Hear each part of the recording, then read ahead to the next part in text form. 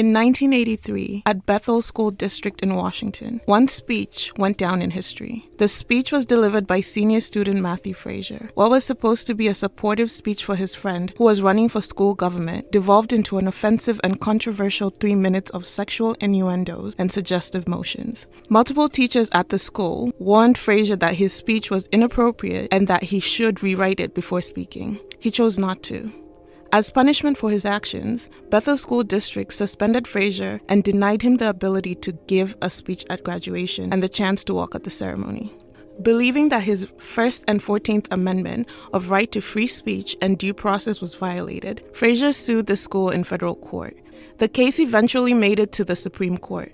In the first round, the court sided with Fraser, who argued that he had a First Amendment right to political speech under the principles of Tinker v. Des Moines, a previous landmark case involving a peaceful protest at a high school. He also argued that his 14th Amendment right was violated because he was not given due process before his punishment. The district court ruled that the school's code of conduct, which the school claimed Fraser violated, was vague and overly broad. They ruled that his First and 14th Amendment rights were, in fact, violated. The decision was affirmed by the Ninth Circuit Court.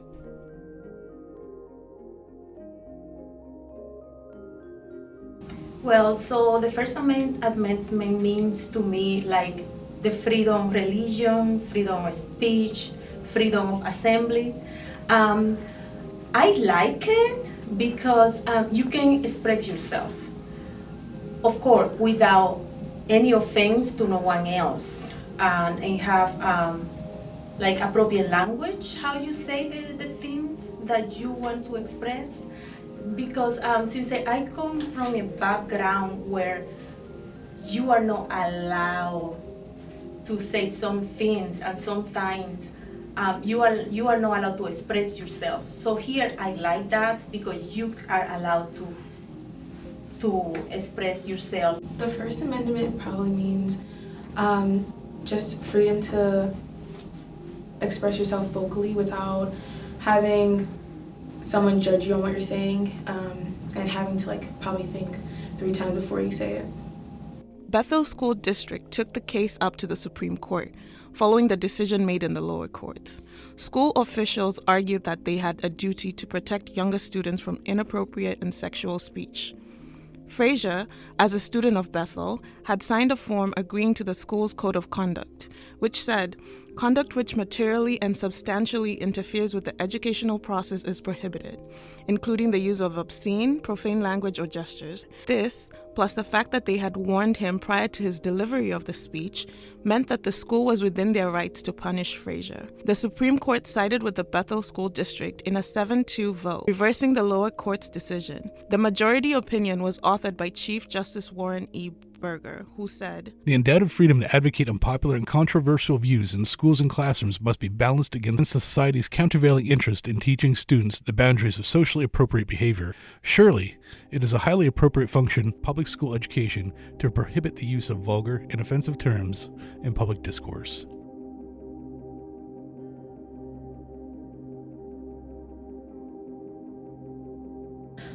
I don't think I will agree with that so much. No, I will not. No, but now it feels like something like I don't know. I don't know. That is a very thin line in there. So it should be probably analyzed very in deep before they say, "Oh yes, you can go ahead and say whatever offensive word you like." Yes and no. It definitely does cover it, and it protects it to a certain extent, but I think it definitely needs to be looked at in terms of who you're saying to people and who you're saying it to, but I think it does cover it to a certain extent. The Supreme Court justices who voted against Bethel School District were Thurgood Marshall and John Paul Stevens. In his dissent, Marshall wrote that the school did not sufficiently prove that Fraser's speech was disruptive. Stevens wrote that Fraser should have been entitled to the fair notice of the scope of the prohibition and the consequences of its violation.